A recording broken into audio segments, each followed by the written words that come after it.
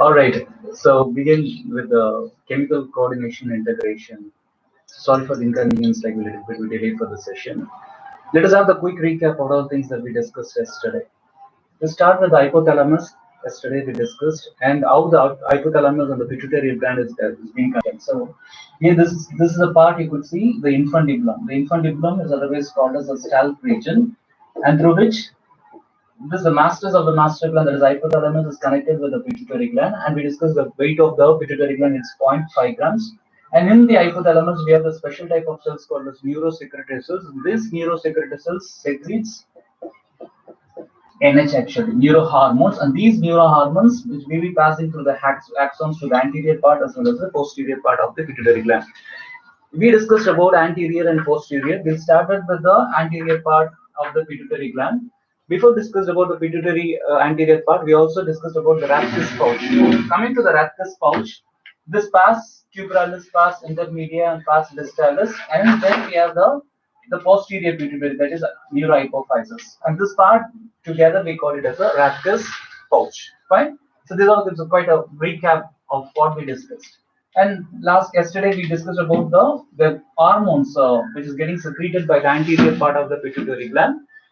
That is TS, thyroid stimulating hormone, adenocorticotropic hormone, follicle stimulating hormone, and luteinizing hormone, growth hormone, prolactin, and endorphins. These are some of the hormones which is getting secreted by the anterior pituitary glands, and we discussed about its functions and all these things that is discussed yesterday. Coming to the pars intermedialis, like pars intermedialis, there's one hormone that is called as MSH hormone. Pars intermedialis, that is melanocyte stimulating hormone. It's secreted by intermedialis. Intermedialis, pars intermedialis, which secretes the melanocyte stimulating hormone, and this is responsible for the melanocyte and the pigmentation of the skin. And coming to the posterior part of the pituitary gland, that is neurohypophysis, and I told you yesterday there are two types of hormones. One is oxytocin and the vasopressin. These two hormones are directly under the control of the hypothalamus. Okay, so MSH is a molecule that is melanocyte stimulating hormone. MSH stands for melanocyte stimulating hormone. Melanocyte stimulating hormone. This is responsible for the pigmentation of the skin, the color of the skin, the complexion of the skin. So this is about MSH, melanocyte stimulating hormone. Neurohypophysis we discussed. Coming to the neurohypophysis, neurohypophysis which produces two important hormone. This we call it as oxytocin, otherwise birth hormone. The birth hormone, and this is responsible for giving a labor pain. This is for the responsible for the labor pain. And the vasopressin. Vasopressin, this is otherwise called as antidiuretic hormone. When we discussed about this, that means that excretory system also we discussed about this particular hormone, antidiuretic hormone, and vasopressin. We discussed enough details about this particular hormone, so we're not wasting our time by discussing again about the vasopressin, that is antidiuretic hormone. So we're done with the pituitary gland, adenohypophysis, and the neurohypophysis. As far as oxytocin is concerned, this is especially produced at the point of protrusion, the protrusion time, where this induces the labor pain. So that's the reason this oxytocin is otherwise called as birth hormone. Okay. So next we'll start with the next gland, that is we will discuss about the thyroid gland. So thyroid, coming to the thyroid gland is actually each lobe of thyroid gland, which consists of your apex part. It consists of your apex, your base, and it consists of three surfaces: the lateral surface, the medial surface, and posterior lateral surfaces. And coming to the borders, we have the anterior border and then the posterior part. And this diagram, which represents the anterior part of the pituitary gland, this is a bilobe structure. So here you could see one lobe, and this is there you could see the another lobe, and these two lobes are connected by a anterior surface that is called as the isthmus region. So this isthmus region and a base that you could see. Coming to the posterior part, here the same as like the thyroid cartilage that you could see, and we have the medial surface. This is diagrammatic representation which differentiates the anterior and the posterior part of the thyroid gland. So coming to the thyroid gland, the main function of the thyroid gland which produce thyroxine, which produce thyroxine. Thyroxine. As far as thyroxine is concerned, the thyroxine which consists of two types of cells, these cells are called as T3 cells and the T4 cells. So thyroxine consists of T3 as well as the T4 cells. This T3 which consists of 10% and the T4 which consists of 90%.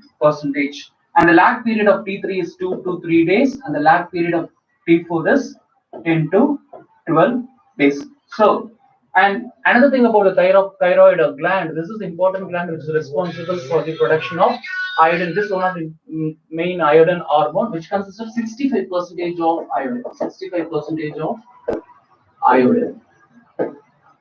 65% of iodine.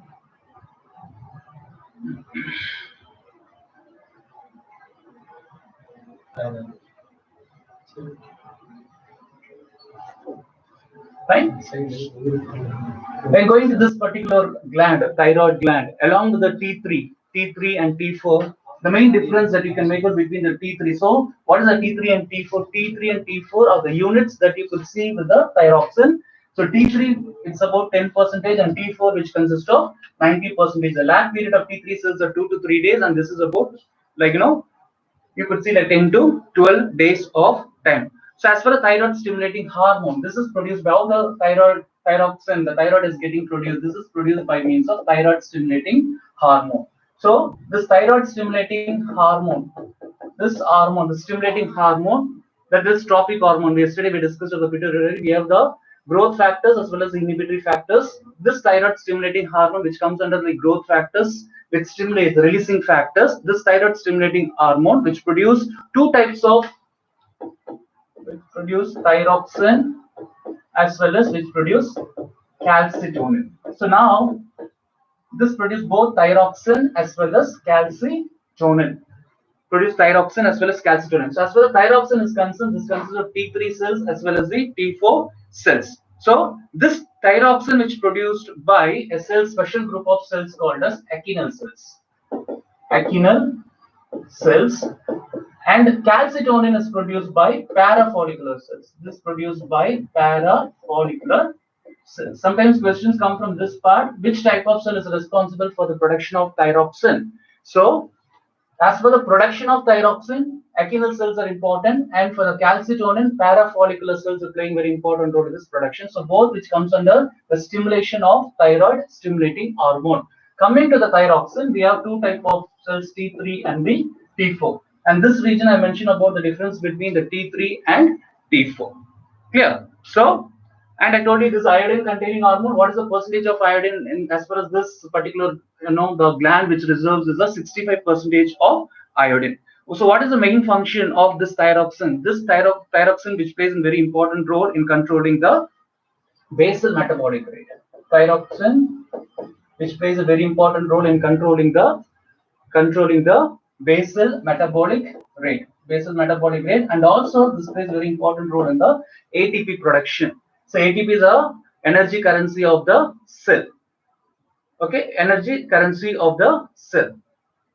So this thyroxine, which plays important role in the basal metabolic rate, maintaining the basal metabolic rate of a body, and also the ATP production.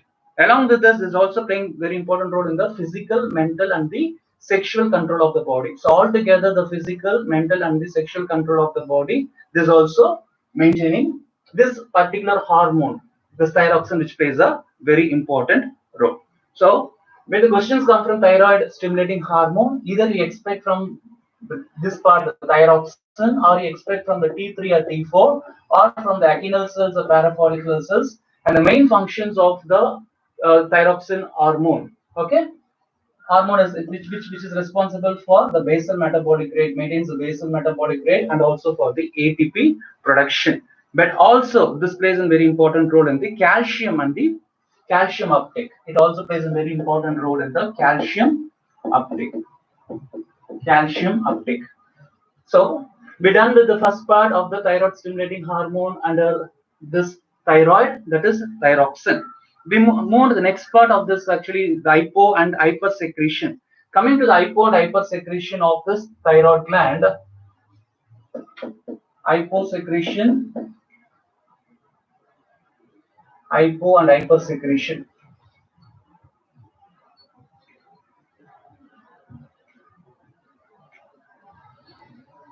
This is hypothyroidism and hyperthyroidism. This table which tells you the difference between your hypo and the hyperthyroidism. Hypo means the reduction in the secretion of the thyroxine. Hyper means it is comparatively more than the requirement required by the body. This condition is called as hyperthyroidism. So if it is secreted lesser than the expected level, this is hypo. When it is secreted like more than the expected level of the body, then it is hyperthyroidism. When it is make out the difference here between these two, here you could see T3 and T4. I already told you T3 and T4, which is the subunits of thyroxine. Here the levels are decreased. Here the T3 and T4 levels is getting increased in case of hyperthyroidism. Here the BMR, basal metabolic rate, is low. Here the basal metabolic rate is high. And you just compare the difference between the hypo and hyperthyroidism. Here you could see the low blood cholesterol. Here it is high blood cholesterol. The vice versa condition that you could see. And low body temperature. Here it is high body temperature. And sleepiness, tiredness that you could see. Here the restless insomnia that you could see in this case. Goiter may be or may not. This is one important feature that you could see in hypothyroidism. Goiter, that is like enlargement of the thyroid gland. That it is maybe or may not be present in this case, that is hypothyroidism. But here the goiter is compulsorily you could see in hyperthyroidism. That based on the goiter also we can differentiate hypo and hyperthyroidism. And low pulse rate and less cardiac output. It means the pressure is comparatively less. But here, since the pulse rate is getting more, and here it is pulse rate is getting reduced, increased, and the cardiac output is also getting increased. So, coming to the clinical manifestations of hypo and hyperthyroidism. Clinical manifestations. Clinical manifestations. As far as clinical manifestation is concerned, as far as hypothyroidism, we use a word called as cretinism. Here we use a word called as cretinism. Cretinism. Can you tell me what is actually the word that we'll be using in case of adults? If it is hypothyroidism, what is the name that we're giving for hyperthyroidism in children? This is actually the cretinism usually give for children. What is the name that you can give for adults? Adult. If the hypothyroidism condition that you could see in the children, of course, it is called as cretinism. Okay. But what is the name that you give it for adults here? Okay. And when it comes to the cretinism, here we have two types of cretinism. One is congenital, other one is endemic. Cretinism, it may be congenital, or it may be congenital. Okay. It may be congenital or it may be endemic. Like myxodema. Myxodema is the correct thing as far as the adult is concerned. Myxodema.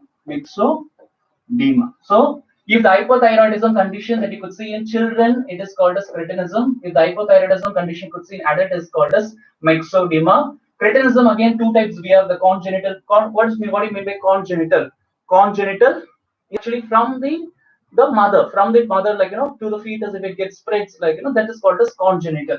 But endemic, it's not from the mother or to the fetus, it by some other ways, it by some other means, it spread by means of the diet or something, the extrinsic factors, that is called as endemic. So cretinism, it is congenital or endemic, and this endemic can be otherwise called as simple goiter. This is called as simple. So as you know, the goiter are two types, endemic here in simple goiter or exophthalmic goiter. Okay. Endemic goiter or exophthalmic goiter. As far as hypothyroidism is concerned, we have endemic. So the endemic cretinism is otherwise called as simple goiter. Simple goiter. Okay. So this table which help you to differentiate between the hypothyroidism and the hyperthyroidism, and the clinical manifestations. If you could see the hypothyroidism, it is cretinism in case of children, and in case of adult, it's called as myxodema. Cretinism is a congenital, and it is a endemic. It's a simple goiter.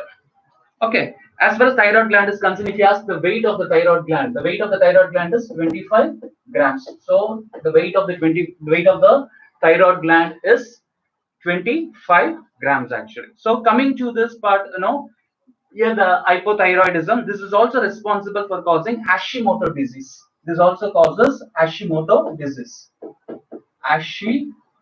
Can someone tell me what is this Hashimoto disease? What type of disorder is this? What type of disorder? Hashimoto disease. What is the other name for Hashimoto disease? This is thyroiditis.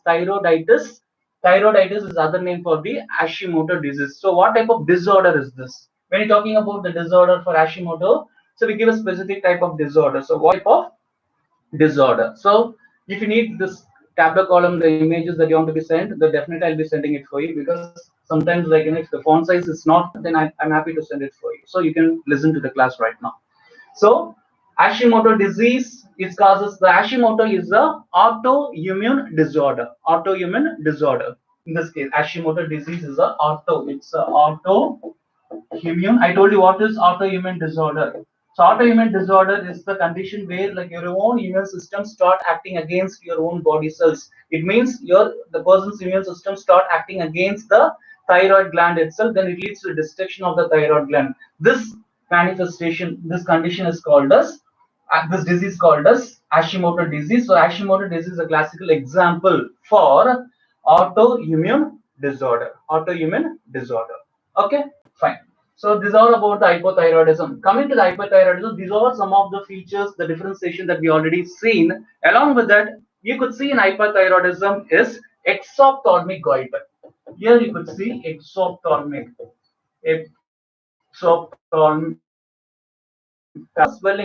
swelling of your thyroid gland, right? In this case, hypothyroidism, where you could see the simple goiter in case of hypothyroidism, but in hypothyroidism, definitely you could see the goiter. So goiter is present. So what type of goiter? The goiter is exophthalmic goiter. Okay, exophthalmic goiter. Coming to the difference between the simple goiter and exophthalmic goiter. So in this place, I make out the difference between the exophthalmic and okay. So exophthalmic and simple goiter. Exophthalmic and simple goiter. Simple goiter. So as I already told you, simple goiter is a condition of it is hypothyroidism, and exophthalmic is a condition where you could see in case of hyperthyroidism. When you make out the difference between the exophthalmic goiter and simple goiter, the first and foremost thing is here in case of exophthalmic goiter, there is an increase of thyroxine. Increase in thyroxine. Here in simple goiter, the reduction of thyroxine. Reduction of thyroxine. So this is one of the foremost important difference that you could see. And second difference here is the size. Here you could see 2 to 3 times it increases. 2 to 3 times the size of the thyroid gland get increases in this case. But in simple goiter, it increases 15 times actually compared to the normal range of the size of the thyroid gland. The goiter which you get increase 15 times. Coming to the next part, this increases basal metabolic rate. Here, the basal metabolic rate is comparatively getting reduced. Basic metabolic rate is getting reduced. It's coming clearly, but the students are telling not coming. I could see the comments like it's buffering and We just show this. the clarity is not there.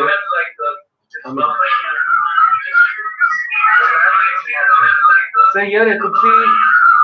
Can you see this? Actually, I can see the connectivity here in this phone.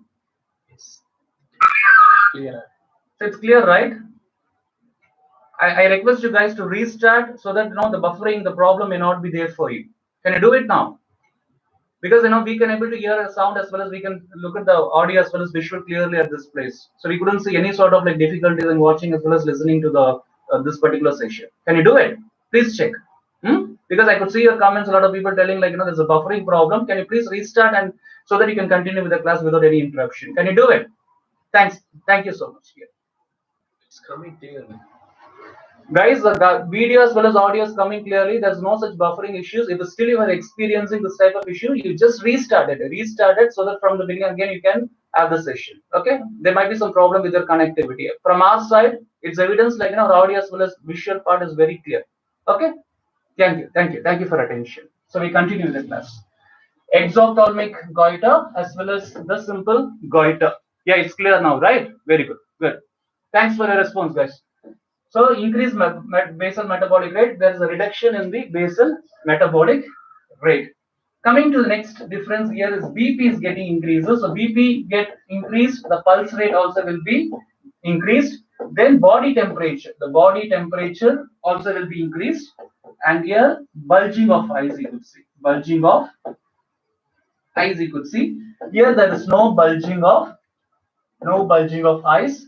Here vice versa. Reduction in the blood pressure, decrease in the pulse rate, and decrease in the body temperature.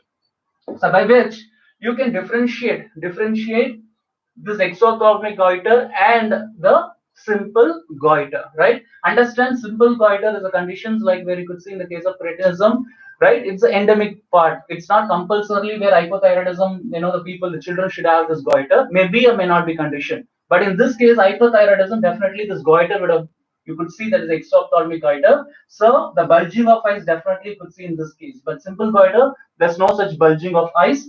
And the difference that you could see, the size of the thyroid gland which increased in 2 to 3 times, but here it is like 50 times it is getting increased. There is increase in the thyroxine production. Here is like decrease in the thyroxine production, by which we can differentiate between the exophthalmic and the simple goiter. So we're done with the manifestation of the thyroid gland. The first part of the thyroid gland that we discussed, so thyroxine. So we discussed so far about the thyroxine. So what makes the difference if there is increase and decrease in the production of thyroxine? We discussed. There is one more cell, I mean the hormone which is getting produced is calcitonin. Calcitonin is produced by the parafollicular cells, but whereas like thyroxine is produced by achinal cells. There are two types of cells which present. One is achinal cell and parafollicular cells in the thyroid gland. Achinal cells are responsible for the production of thyroxine, and parafollicular cells are responsible for the production of calcitonin. Clear? Now we'll discuss about calcitonin. So we done with thyroxine.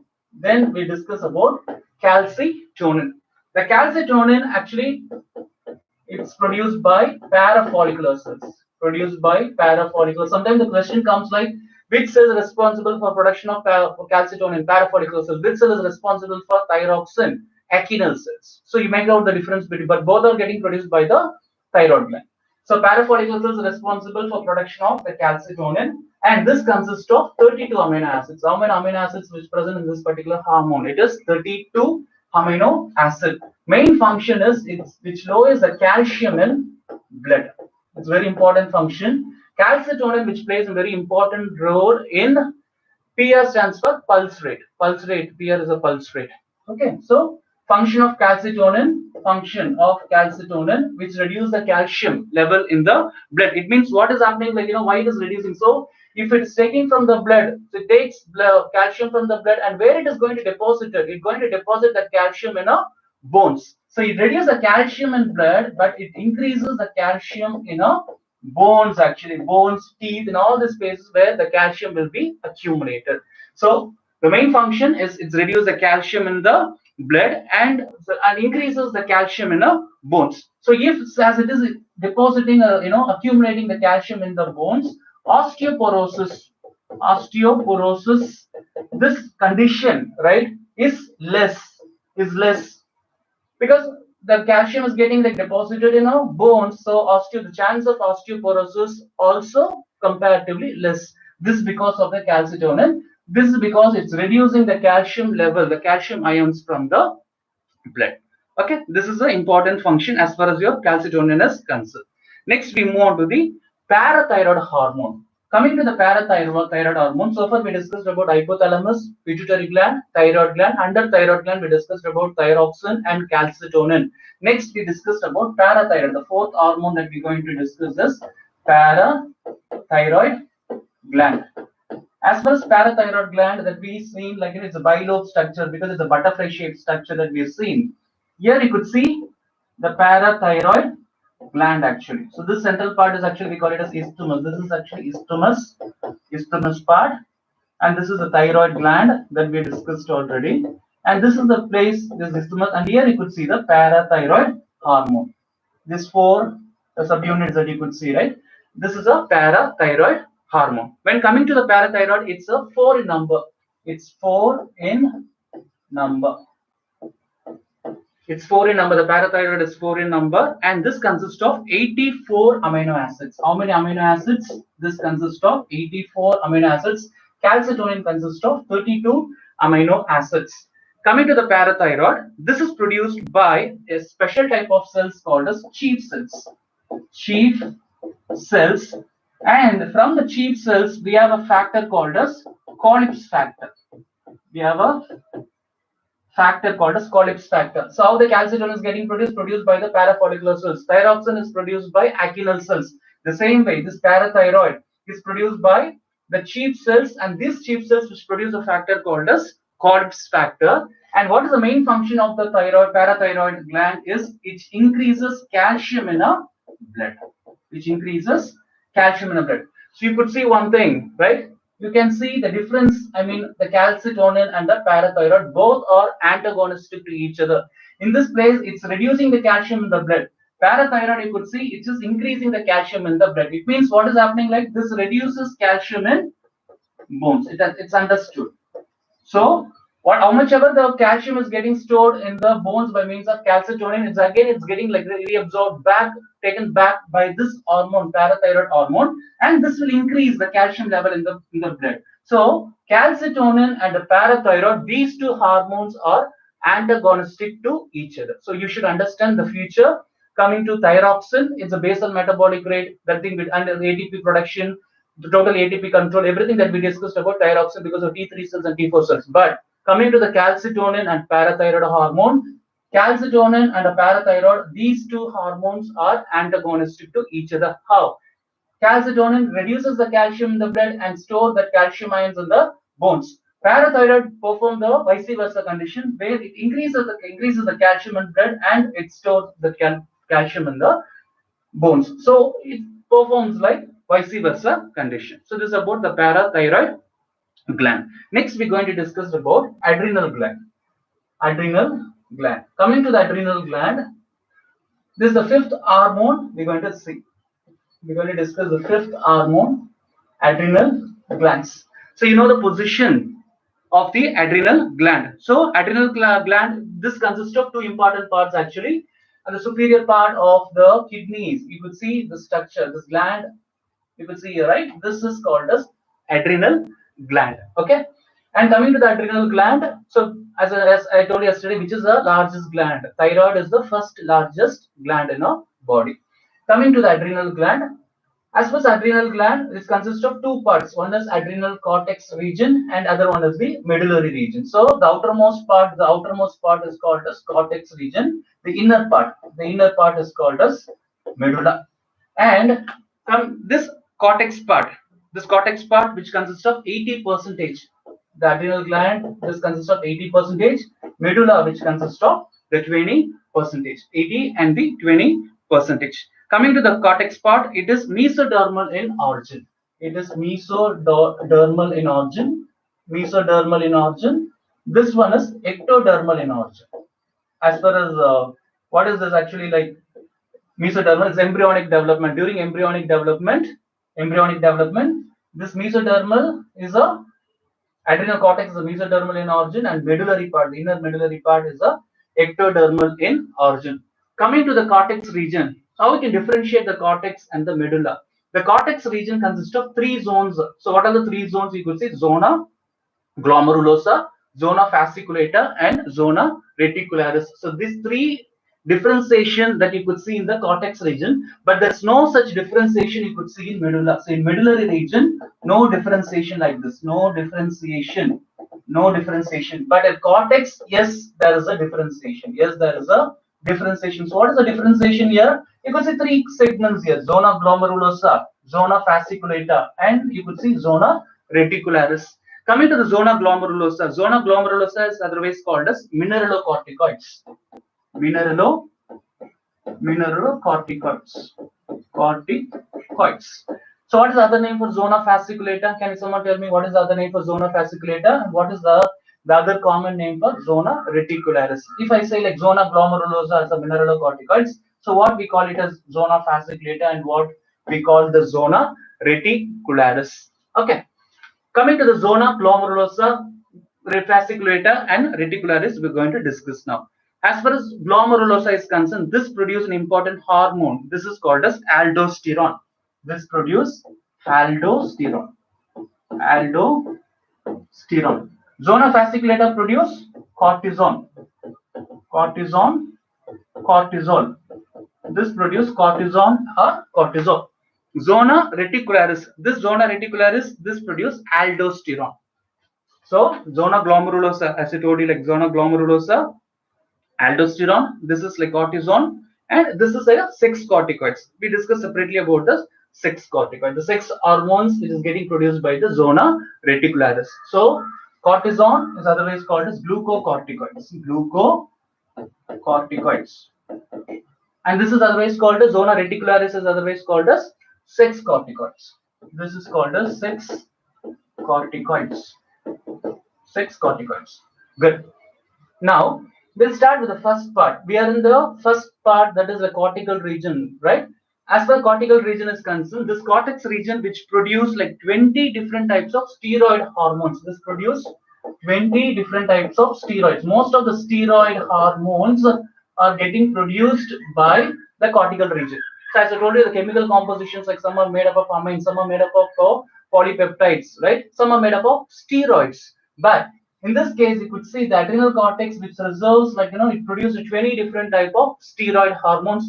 Here you could see all these are corticoids, mineralocorticoids, glucocorticoids, and sex corticoids. These all comes under the steroid hormones. First, we'll start with the zona glomerulosa of the adrenal cortical region. And once we complete with these three segments, then we go to the medullary part. In medullary part, we got to discuss about epinephrine and norepinephrine. So first, we'll start with the zona glomerulosa.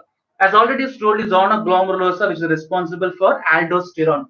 Do you remember yesterday we discussed about RAS? There's a mechanism called as RAS, RAAS, renin angiotensin aldosterone system, right? There also we discussed something about the aldosterone. The same function, if you recap, like what are the main functions of aldosterone, it will be beneficial for you so you can understand the function of aldosterone. Coming to the aldosterone, so we are discussing about the first corticoids, that is mineralocorticoids. Aldosterone, which is responsible, what is the main function of aldosterone? This is responsible for regulation of electrolytes. Regulation of electrolytes. This is a prime function of aldosterone.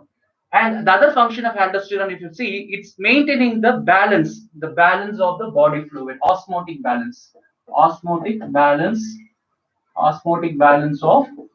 fluid. This is a prime function which perform, especially the sodium, which is especially performed by the sodium, right? It takes up the sodium ions, the electrolytes, and it maintains osmotic balance of the body fluid. So this is the main function of the zona glomerulosa or mineralocorticoids, where we're discussing about the hormone called as aldosterone. If in this case there is a deficiency in this hormone, there is an hyposecretion or hypersecretion. Can someone tell me, like, what may be the hypersecretion? Hypersecretion which causes Cons syndrome.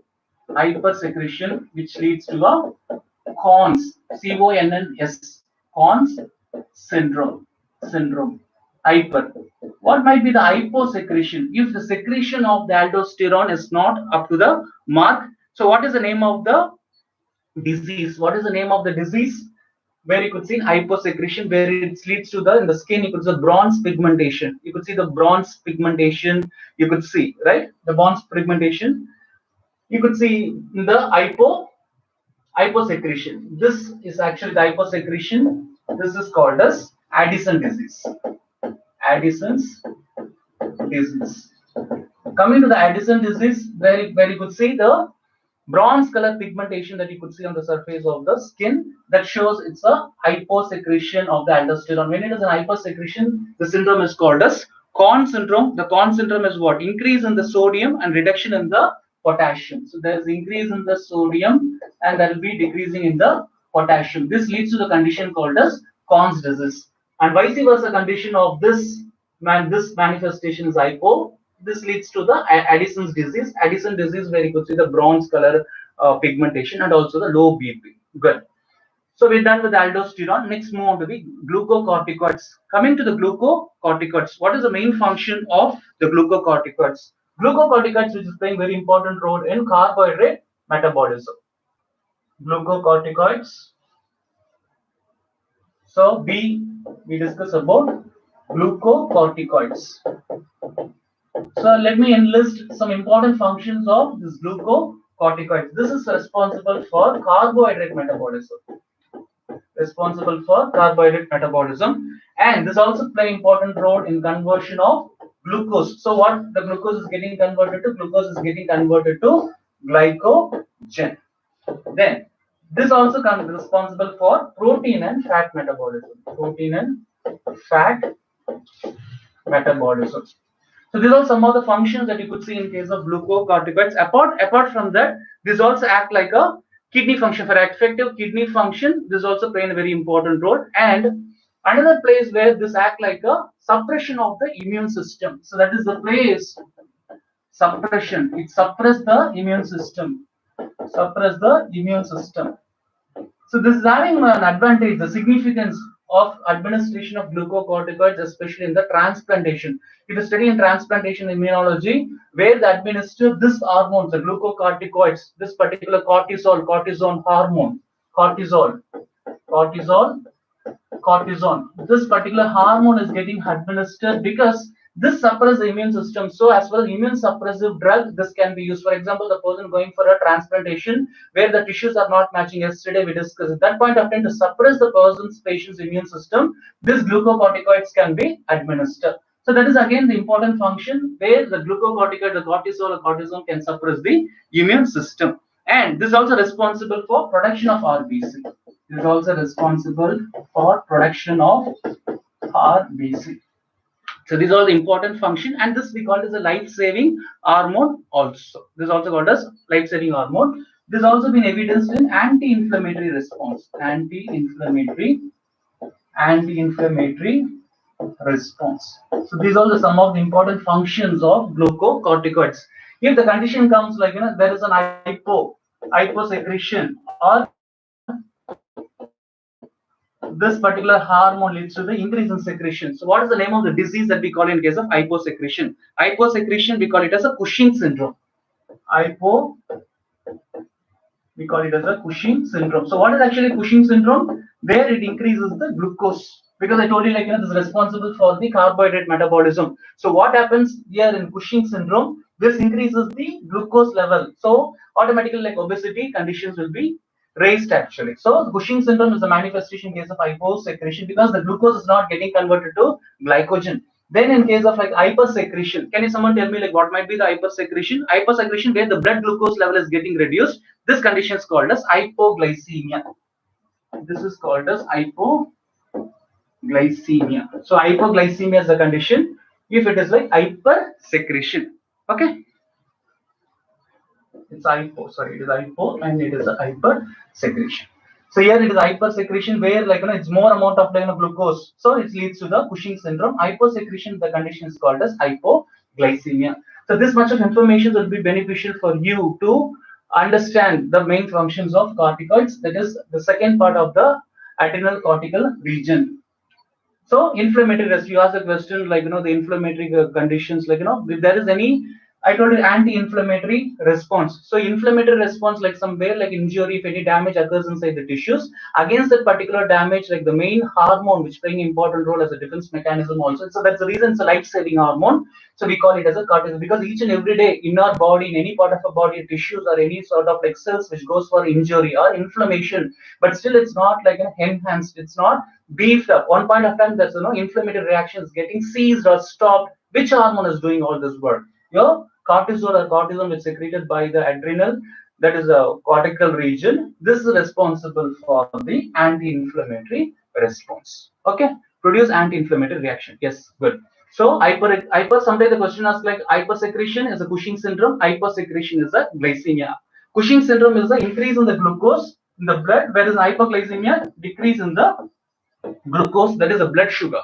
The blood sugar level is getting reduced here. So this makes a difference. And also what happens, the Cushing syndrome, where the masculine to females, actually the females sometimes like more of masculine nature, the hair growth, like this kind of like nature is also getting gynomastia, we call it as like females comparatively they'll be like males actually. So the gynomastia condition also that you could see in case of Cushing syndrome, that is one of the feature that abnormal feature that you could see in case of Cushing syndrome, especially the females, that females like more be like a males. So that is also important manifestation of hyperglycemia, right?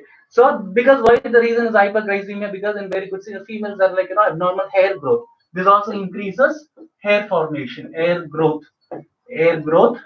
So this gives more of like masculine nature. So even if it is happening in case of females, like cis masculine nature gynomastica condition that you could see. So that is the reason for hypersecretion of this particular hormone called as cortisol or cortisol. We're done with this hormone, that is second part of the adrenal cortex. Third, we go on to the sex corticoids. Going to the sex corticoids, C,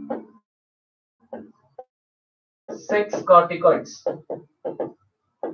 mineralocorticoids, glucocorticoids, and third is a sex corticoids. Coming to the sex corticoids, we have actually a special type of cells in this case. Here the hormones are testosterone, testosterone and estrogen. Testosterone and estrogen, these two important hormones coming under the sex corticoids, and this is playing very important role in the secondary sexual character. Secondary sexual characters. That's the reason why I call it as like sex corticoids in male and a female, male and female, in male and a female. You could see the secondary sexual that's not primary. The secondary sexual characters usually caused by these hormones, testosterone in case of male and estrogen in case of a female. So if this hormones is getting secreted, we're not going to discuss much about the testosterone, estrogen. The reason, because when we talk about gonads, the last gland that we're going to discuss about the gonads, ovaries and testes, in that particular area, we'll discuss in detail about this hormone, the testosterone and estrogen, along with the follicle stimulating cells and intercostal stimulating cells that we're going to discuss. So that is the reason why we are not discussing much about the sex corticoids in this particular area, right? And coming to this part, this is produced the females, and that is like estrogen, and males that we call it as a testosterone. Clear with this one? And next, this is more actually the hypersecretion. If this particular hormone is getting secreted more in number, then what will happen is it causes adrenal virilism. This condition is called as adrenal virilism. Mostly, this is actually common in females. In females, you could see adrenal virilism is a condition that in the vice versa conditions you could see the hormones like it's extraordinarily it's getting produced. Maybe we call it like super males and super females, the conditions that causes, right? This leads to the condition called adrenal virilism. This is quite common in females. Okay, so we're done with the adrenal cortical region. So under adrenal cortical region, we discussed about three cortical: zona glomerulosa, zona fasciculata, and zona reticularis. That is mineralocorticoids, glucocorticoids, and sex corticoids. So the first part of the adrenal medulla is covered. Now we move on to the cortical region is covered. Next we move on to the medullary part. Coming to the medulla. Medulla, I told you the medulla, there's no such differentiation in case of medulla. This medulla, which has a special type of cells called as chromaffin cells. Chromaffin cells. These chromaffin cells which are responsible for production of catecholamines. Catecholamines. And this catecholamines, indeed, it produce epinephrine and norepinephrine. Epinephrine and norepinephrine. Epinephrine. In which epinephrine is called as stress hormone, fight or flight hormone. Okay, fight or flight hormone. So catecholamines, the catecholamines which is getting secreted by the special type of cells called as chromaffin cells, which is present in the medullary region of the adrenal part, and this catecholamines is again subgrouped into epinephrine and norepinephrine. Okay, so these two actually we call it as an emergency hormone. Emergency the main functions of the adrenal adrenal gland. Especially this increases your heartbeat. Which is increasing the heartbeat? Your epinephrine and norepinephrine, right, which together, which plays a very important role, which is like, vice versa conditions, antagonistic to each other, epinephrine and norepinephrine. Epinephrine which increases, whereas norepinephrine it's decreases. The decreasing means which is bringing that, the production of the hormones in the stabilization manner in the normal condition. It's not going to reduce it beyond the expected level. What is exactly required by the body, that particular range is going to fix it. So epinephrine is going to increase. Epinephrine is going to increase the heartbeat, and then this is also going to increase as the heartbeat is getting increased. The blood pressure is also going to get increased. So the blood pressure increases. What does it mean? The blood sugar is also getting increased. These are main functions of the epinephrine. So then what happens? Like it dilate the pupil and it is going to increase the respiratory rate. It dilate the pupil and it increase the respiratory rate. So you be breathing faster comparatively. So the respiratory rate is also increased. So this because this acts like a vasodilator. Epinephrine act like a vasodilator. So these are the important functions of epinephrine. Okay. Adrenaline. Epinephrine can be otherwise called as adrenaline. Okay. Or norepinephrine is otherwise called as non-adrenaline. Okay. Epinephrine, the functions of epinephrine, it increases the heartbeat, which all increases. Blood pressure is getting increased, blood sugar increases, it dilates the pupil because it acts like a vasodilator, and also going to increase the respiratory rate. So what is actually the function of the norepinephrine? This is going to act in antagonistic way. So how it is getting increased beyond the expected level. So this norepinephrine is going to bring back to its normal position or normal condition. That is the main function of the norepinephrine. So stability can be maintained. So which is a stress hormone? The stress hormone is the epinephrine. So stress hormone. So that's the reason we call this as a stress hormone or fight or flight hormone. This hormone, epinephrine. So because sometimes you could say goose flesh, right? Sometimes you react all of a sudden, right? How it is quite possible all of a sudden you're getting, reacted, your body is getting reacted to that. This because of the epinephrine. This because of the conditions like increased blood pressure, blood sugar level, dilates the pupil because this epinephrine basically which acts like a vasodilator. So this is otherwise called as adrenaline. Adrenaline or norepinephrine can be otherwise called as non-adrenaline. Non-adrenaline. These two hormones which comes under catecholamines. From this part you can expect a question. Which among the following is a catecholamines? If you get this question, the catecholamines, definitely it's understood it's epinephrine and the norepinephrine, which is a flight or fight hormone, which is a stress hormone. If this question comes, then definitely it's a epinephrine. And norepinephrine is not going to reduce, it's going to just bring back the reduction or increase in the epinephrine to the normal condition. That is what the main function is going to perform by the norepinephrine. Okay. So we done with this part, the adrenal part. We discussed about the adrenal cortex and we discussed about the adrenal medulla. Under cortical part, we discussed about three types of corticoids: mineralocorticoids, glucocorticoids, and sex corticoids. Coming to the medullary part, we discussed about the medullary region. That is a catecholamines which produce by chromaffin cells, which perhaps produce epinephrine and norepinephrine. So we done with the adrenal gland. Coming to the adrenal gland, so this part we completed. So we discussed about the cortex and we discussed about the medulla. So far we had seen about mineralocorticoids, glucocorticoids, and we discussed about the six corticoids under the cortical region, and we discussed about the medulla. Under medulla only we discussed about epinephrine and norepinephrine. Next we discussed about the pineal gland. So this is very the small part of this hormones that we discussed about pineal gland. Coming to the pineal gland.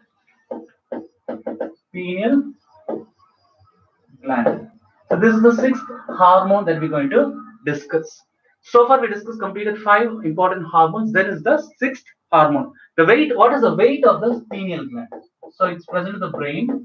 So what is the weight of the pineal gland? Initially, actually, it was considered as a third eye in human beings. So now also we call the pineal gland is actually the third eye, but later part actually it was considered as a third eye, but later part it's proved it's not a eye, it's a gland. It's a gland. So what is the pineal gland's weight and what is its length? If you know someone to know the answer of the For this question, what is that exact the weight of the pineal gland? You can tell me. And this pineal gland, which plays a very important role in the production of melatonin. Melatonin. Which hormones the melatonin is responsible for? And it is also responsible for serotonin. Serotonin is responsible for increasing the blood pressure, and melatonin is for the melanocyte stimulating hormone. Melanocyte stimulating. This is for the pigmentation of the skin, and serotonin, which increases the blood pressure. Okay, this is where the blood pressure, and also this play very important role in the adenoglomerulotrophin. Adenoglomerulotrophin. So these are the important hormones is getting produced. One is melatonin, number two is serotonin, third one is adenoglomerulotrophin. This is responsible for stimulating zona glomerulosa. So it stimulates zona glomerulosa. So these are the main important the hormones which produced by the pineal gland actually. As far as serotonin is concerned, we use a word called as brain sand. Can someone tell me what is actually the brain sand? This is quite common in case of males. In case of male, this brain sand, the feature is quite common. This is quite common in this case, the brain sand. So brain sand, it's quite common in man. So what do you mean by this actually the brain sand? This is a calcification. So calcification of this pineal gland which occurs. Calcification which occurs. For this, the serotonin which plays a very important role. This calcification which occurs at the time of puberty. Okay. So coming to the weight of the pineal gland, it is actually 150 milligram per weight. It's 150 to 160 milligram per. Okay, this is the weight of the pineal gland, 150 to 160, and the length is 10 mm in length. The length is 10 mm, 10 mm in length. So coming to pineal gland, melatonin, serotonin, adenoglomerulotrophin. So these are the important functions. Brain sand is a feature that you could see in case of the males, where this goes with the calcification. This attains at the time of puberty. This phenomenon is called as brain sand. Along with this, we have other functions of the pineal gland. This pineal gland is actually, we call it as biological clock. We have a biological clock and strong sexual emotions and sexual desires. This is also because of this gland, the pineal gland. So sexual desires, the strong sexual desires which happens by means of this gland, pineal gland. And why it is called as biological clock? Why this pineal gland is called as biological clock? So why it is called as a biological clock?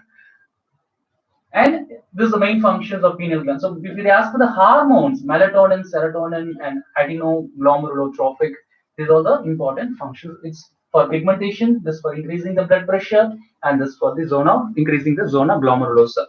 Because the biological clock, why we call it as, this is responsible for sleep-awake cycle. Sleep-awake cycle, because night like 9 o'clock, 9:30, if it reaches the time automatically, you're about to sleep, right? You urge to sleep, and people you wake up in the morning, the dawn at 5 or 6 o'clock, and you wake up, right? So who is making you to without alarm, you getting up from the bed? This is because of the pineal gland. This maintains the biological clock, a sleep-awake cycle. So that's the name we're giving for pineal gland is it's a natural, it's a biological clock.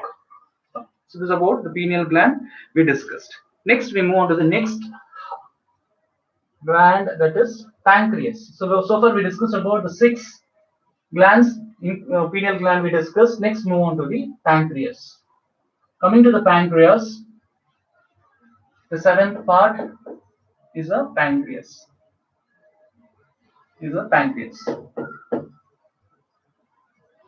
So as we discussed, pancreas is the endocrine gland. Pancreas is the endocrine because it acts both like a exocrine as well as the endocrine gland. So coming to the pancreas, so this is the endodermal in origin. It's endodermal in origin, the embryonic, and this is hypocrine. This is hypercrine. That is it both act like a exocrine as well as the endocrine, and this is the second largest gland. This is the second The first largest gland is that we discussed is thyroid. The second largest gland is the pancreas. Okay, what is the weight of the weight?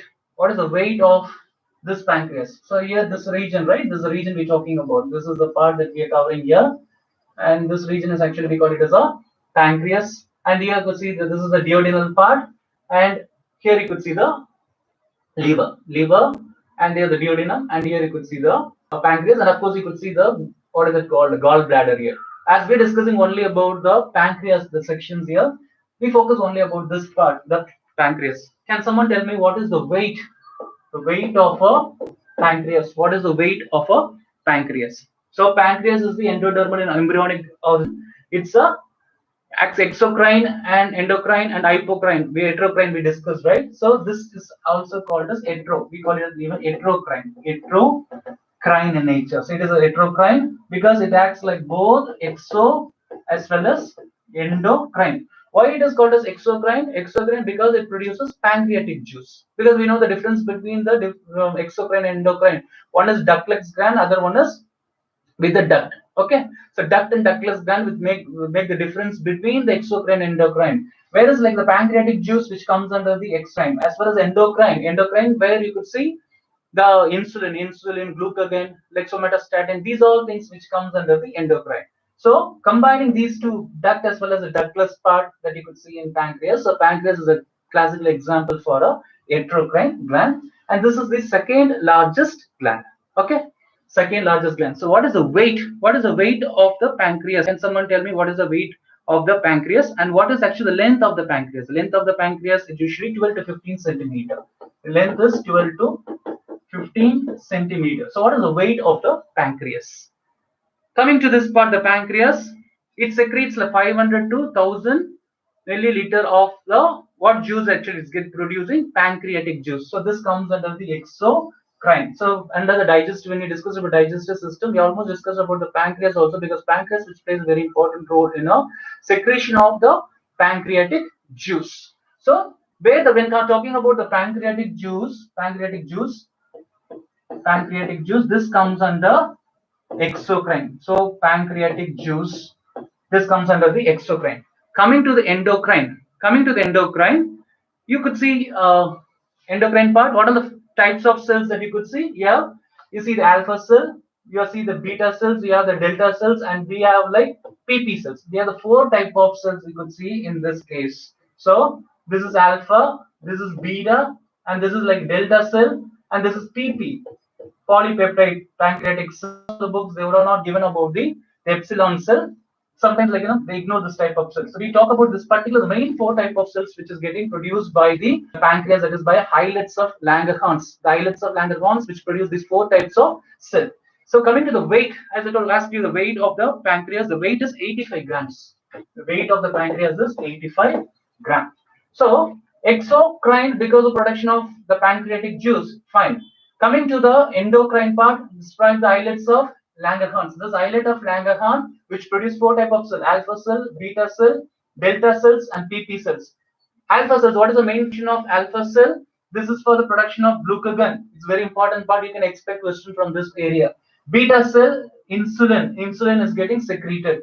And for delta cells, somatostatin. Somatostatin by the delta cells, and PP cells, polypeptide cells, is for the pancreatic polypeptide. So these are the four important cells which is produced by the islets of Langerhans of the pancreas. For this reason, this is called as endocrine. This is endocrine.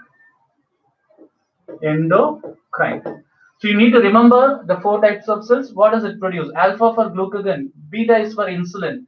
So alpha delta is for somatostatin, PP is for the pancreatic polypeptide. So when you make it like the main cells like an alpha cells and beta cells, so what is happening now? The glucose is getting converted to glycogen. Again, what happened? The glycogen is again converted to glucose. So this is the antagonistic nature that you could see. The glucose is getting converted to glycogen by means of insulin, and glycogen is again converted to glucose by means of glucagon. So this both act like an antagonistic, like on and off mechanism. So alpha cells and beta cells, whenever the amount of the alpha cells and beta cells which comparatively substantially reduced, then only there's a condition which causes like, because insulin is not getting secreted, there's a depletion of the beta cells, then what happens, like insulin will not be secreted. If insulin is not secreted, then glucose will not be converted to glycogen. Then what's the carbohydrate? How much ever the carbohydrate that you take, there cannot be, it's not getting converted to glycogen. Then your blood glucose level will be increased. Then automatically this leads to a condition called as diabetes mellitus. Okay, diabetes mellitus. There also you have two types of diabetes. What are the two types of diabetes?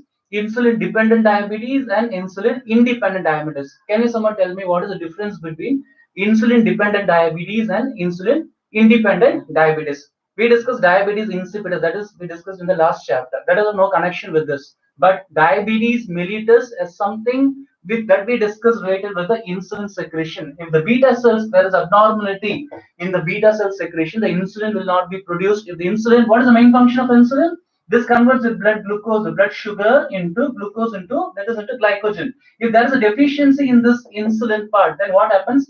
This glucose is not getting secreted, then more and more amount of glucose is getting accumulated in your fluid. So what happens automatically? This leads to condition called as diabetes insulin. Can you someone tell me what is actually normal blood glucose or blood sugar level? Blood sugar level during fasting. In the fasting time, if you go and take the blood, you just want to see the blood glucose level. What is the range of the blood glucose level in the fasting period? During fasting period, what is the thing?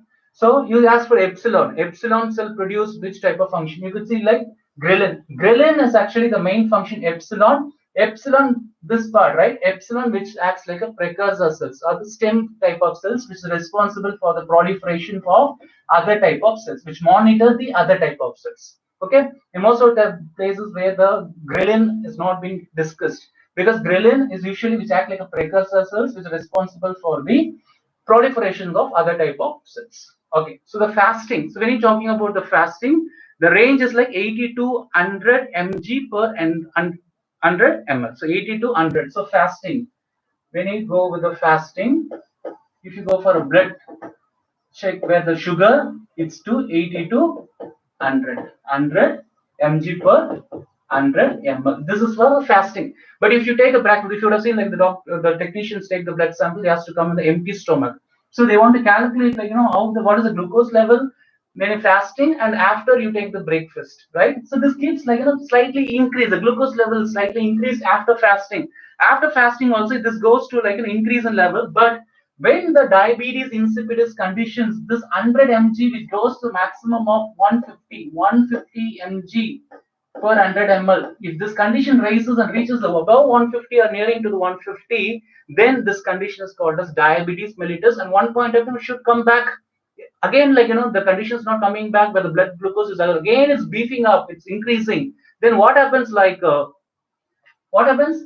The 80 to 100, this range is not maintaining. This going like increasing, like nearing to 150 and above. So this condition, this we call it as diabetic mellitus. Diabetes mellitus. This condition is called as diabetes mellitus. Then definitely the person must be having the problem with the beta cells, that is by insulin secretion. Okay. So what are the main features of this insulin? As far as insulin is concerned, insulin is a peptide hormone. Insulin is the peptide hormone. So now we discussed about insulin. Insulin. So what type of hormone is this? Insulin is a peptide.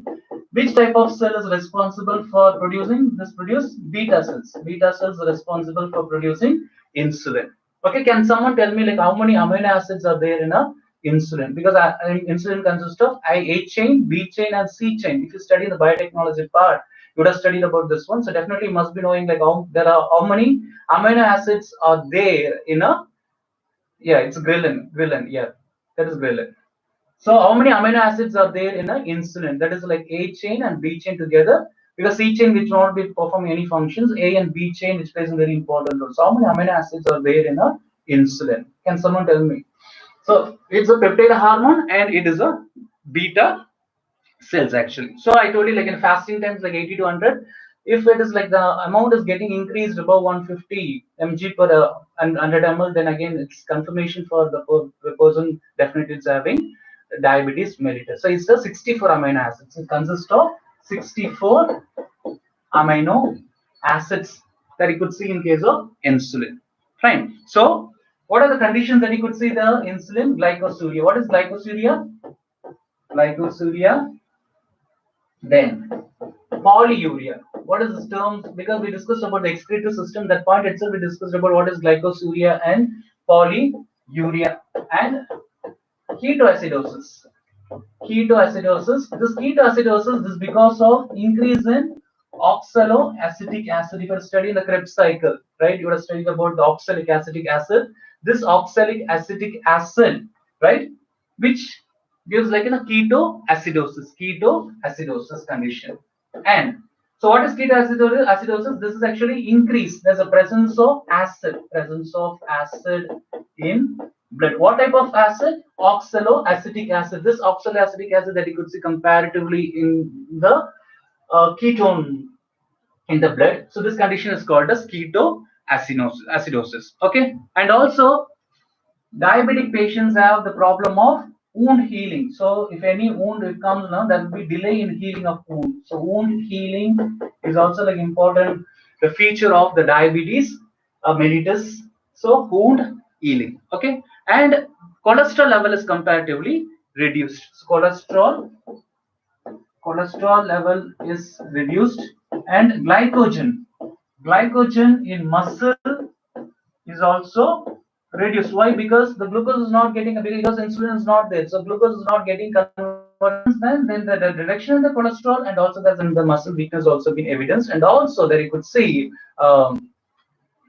it's see in the this case like cholesterol and this thing. Okay, so you could see like 51 amino acids. The calculation comes like 51 amino acids. We just include only the A and B chain. If you include A and B chain, A chain, you say like 21 amino acids, and B chain has 30. So 21 amino acids, and this has got 30 amino acids. If we calculate only this A and B, the final part, then it comes like 20, 51 amino acids together, because insulin, which consists of A, B, and C, together we calculate that is actually 64 amino acids. When we talk about functional part of the insulin, then it comes with 51 amino acids, because the C is like that we're removing. If you're removing that C, the functional part of the insulin is only the 51 amino acid, but together if we include the C peptide, that also include, then it comes like 64 amino acid.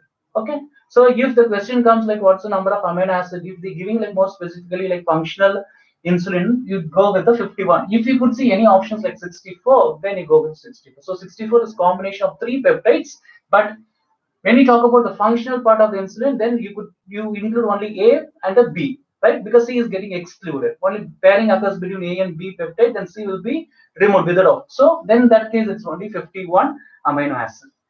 So this is what a sugar patient get hungry. Yeah, the reason sugar patient get hungry often is because of the glucose is getting like eliminated most of the time out of the excretions. The glucose is because glucose is the main part. What is happening, like it's giving energy. So what happens like glycosuria? That's the reason I tell the glycosuria.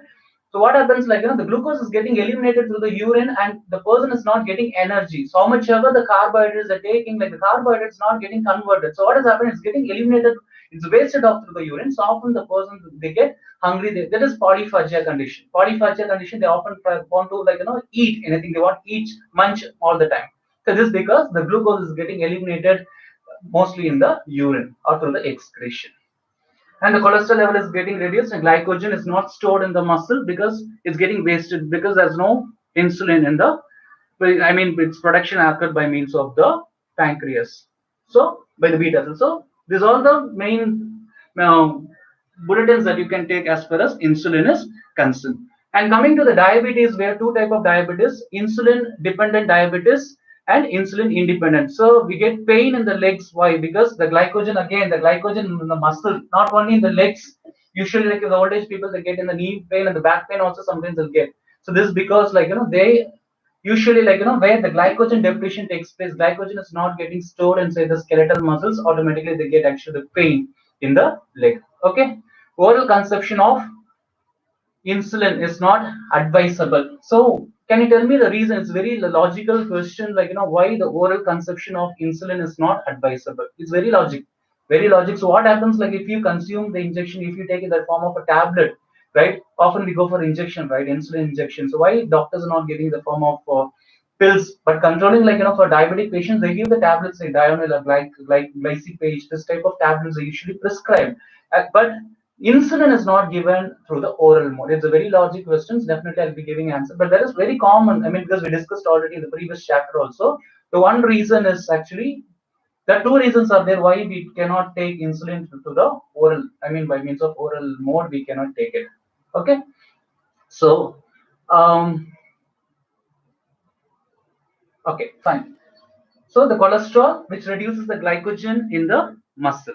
Okay, we done with this part. So first part we discussed like alpha cells, beta cells, glycogen, and we discussed there is a glucagon, and we discussed about insulin. There is alpha cell and beta cells, and the other type of so very common. The why the sugar patient is getting tired is because again, like, the glycogen, because the glucose is giving energy. I told you, like I'm telling, the glucose, the carbohydrates are giving energy, right? The carbohydrates, the glucose is not getting stored, it's not performing its function, right? So insulin is not there. So what happens? Glucose molecules are eliminated, and moreover, glucose is not getting converted to glycogen, and it's not storing in the muscles. So lipogenesis and glycogenesis, this process is not actually mainly it's happening. So ultimately they often feel tired and off because the energy is not there actually, because the glucose is getting eliminated, and moreover it's not absorbed by even by your nephrons. I told you, even still there's an amount of like glucose supposed to be absorbed. So even it's going beyond that particular level, then what happens? The glucose is getting eliminated out of the secretion. Then the person, the patients, the diabetic patients, they will not get the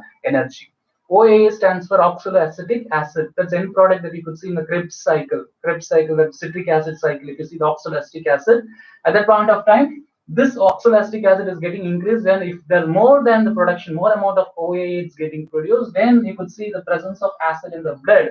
This is again because Krebs cycle, electron transport chain, the glycolysis. So how we could see this Krebs cycle is a continuation of the glycolysis. The 2-pyruvic acid that you would have seen at the end of the glycolysis, it takes to the two ways actually, to the pyruvic acid, and both the 2-pyruvic acid. One side is go to the one Krebs cycle, the other side go with the other Krebs cycle. So there you could see the oxaloacetic acid. So if this glycolysis process is not happening, then what happened? There will be increase actually, you could see in the oxaloacetic acid. Then in the blood, definitely you could see the accumulation of acid. This condition only we call it as ketoacidosis, because of the depletion of abnormality of glycolysis process. Okay, so we're done with the insulin part. There are two types of diabetes: insulin dependent diabetes and insulin independent diabetes. Coming to the insulin, this is the insulin dependent diabetes. Insulin independent diabetes, what do you mean by insulin independent diabetes?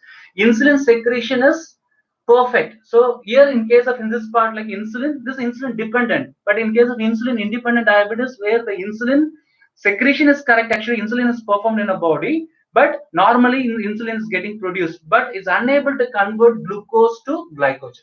Insulin is getting secreted, but some reasons this glucose is not getting converted to glycogen. But insulin is getting secreted. Insulin is secreted. Insulin is normally secreted by the beta cells. No problem in the production of the insulin by the beta cells. So that type of diabetes is called as insulin independent diabetes, where the only problem is the glucose is not getting converted to glycogen. But insulin dependent diabetes, there is a problem in the production of insulin. There's a problem in the that is in the beta cells itself. So that you make the difference between the insulin dependent and the insulin independent diabetes. So one case where there's a problem in the insulin production itself. Second case where you could see there is no problem in the production of insulin. Insulin is normally produced. Insulin you normally produce, but there is a problem in the conversion of glucose to glycogen. So this way you can differentiate insulin dependent and insulin independent diabetes. Clear? So we're done with insulin. Somatostatin. Coming to the next hormone, somatostatin. So as far as somatostatin is concerned, somatostatin is again polypeptide hormone. It's a polypeptide hormone. How many amino acids are there in a somatostatin? It consists of 14 amino acids. 14 amino acids are present in the somatostatin. So 14 amino acid, it's inhibit the secretion of both what? Inhibit the secretion of, it maintain the level of what? Maintain the level of, that is glucagon and the insulin. So the regulatory mechanisms, how it maintains the glucagon and insulin gets normally it's in the balanced form. This is because of the hormone called as somatostatin. So as far as pancreas is concerned, we discussed about the highlights of Langerhans, where we discussed because pancreas is exocrine, endocrine. Exocrine is because of what? It's of the pancreatic juice secretion. Endocrine, why it's called as endocrine? Endocrine is because it consists of islets of Langerhans, produce alpha, beta, delta, and PP, right? We discussed about alpha, we discussed about beta, and we discussed about delta. Delta is responsible for the production of somatostatin. Somatostatin, which keeps the alpha and the beta cells in the steady state. Okay, so we're done with the pancreas. Next, we move on to the thymus. The thymus gland. Coming to the thymus, so you have studied in immunology the thymus. As far as thymus is concerned, so thymus is the eighth gland that we are discussing. Thymus. Coming to the thymus part, the thymus is actually like where this thymus is located. The thymus is located between the pericardium, between the pericardium and upper part of sternum. Upper part of sternum. So this is actual location of this thymus. So it's between the pericardium and the upper part of the sternum. So it is endodermal in origin. It is endodermal in origin. Endodermal in origin. And this produces a hormone called as thymosin. This produces a hormone called as thymosin. Yes, this is yes, thymosin. So this produces a hormone called as thymosin. Okay, so this is actually when you cut the cross section of the thymus. Thymus is the lymphoid organ. So when you talk about the thymus, as far as we recollect the lymphoid organs, we classify the lymphoid organ into three. That is primary lymphoid organ, secondary lymphoid organ, and tertiary lymphoid organ. Thymus and bone marrow both comes under the category called as primary lymphoid organ, whereas spleen and lymph nodes, which comes under secondary lymphoid organ, and other like mucosal associated, gut associated, gut associated lymphoid tissues or cutaneous associated lymphoid tissues. The space patches, these all comes under tertiary lymphoid organ. So coming to this organ, the thymus is a primary lymphoid organ. When you look at the section, cross section of the thymus, here you could see the thymocytes. These are the group of cells, the thymocytes, and in between, like finger-like, projection that you could see inside. This finger-like projections is called as trabeculae. This finger-like projections we could see, right? This is called as trabeculae. And we have the thymocyte. These group of cells called the thymocytes. These thymocytes which plays important role in production of thymosin. Thymosin. Okay. So this is the thymosin. And you could see the dead cells, and the outermost layer is actually the capsule. And inner part you could see the cortex. This is cortex part, the outer part, and the inner part is called as medulla. And here the special types of like macrophages we present, and we have the Hazard's corpuscles. This is something they'll ask a question: what type of corpuscles which present inside the thymocytes? We have the Hazard's corpuscles. Hazard's corpuscles is nothing but the nest of epithelial cells. It's a nest. Hazard's corpuscles is the nest of epithelial cell, and also we have a dendritic cell. Coming to the main function of the thymus, thymus as already told you, it's a primary lymphoid organ. It's a primary lymphoid organ, and this plays in the important function in the production of which type of cell? There are two types of lymphocytes, right? T lymphocytes and the B lymphocytes. We have T lymphocytes, T cells, and the B cells actually. So the main functions actually as it's produced mostly by the T cells. So this confers what type of immunity? What type of immunity? It confers cell-mediated immunity. So it confers cell-mediated immunity. Why? Because like it produces a group of cells called as T helper cells, T cytotoxic cells. We have the T helper type of cells, T helper cells, T cytotoxic cells, T suppressor cells, T delayed type hypersensitivity cells. These are the different types of cells where these cells which performs different function in a conferring cell-mediated immunity. But B cells, B lymphocytes are playing very important role in antibody-mediated immunity. Antibody-mediated immunity. So as far as CMI is concerned, like it doesn't mean like it confers only CMI, but it also helping the proliferation or production of the B lymphocytes, that we call it as humoral immunity. So other name for antibody mediated immunity, AMI. This is otherwise called as humoral immunity. So as far as the main function of the thymus is concerned, it is responsible for cell mediated immunity, but also it is assisting for the stimulation of the B lymphocytes. So B lymphocytes are responsible for what? B lymphocytes, that is B cells or B lymphocytes, are responsible for antibody mediated immunity. And this AMI can be otherwise called as humoral. Humoral means the antibody production. So antibody mediated immunity. And one more thing, as far as thymus is concerned, the thymus is producing T lymphocytes, right? So this is producing by the thymus cell. So the T cells are getting produced. So one thing, let me ask you, this thymus is responsible for the production of T cells. So it's producing, for example, 100 percentage of 100 cells is getting produced. Out of 100 percentage or 100 cells, like only 1% of cells which is coming to your immune system, which performing its function. This is actually the 1%. That 1% only, it's a combination of all the different types of T cells. What is the fate? What happened to the remaining the 99%? So remaining 99% of the T cells or T lymphocytes are getting destroyed in the thymus itself. Can someone tell me, what is this process called?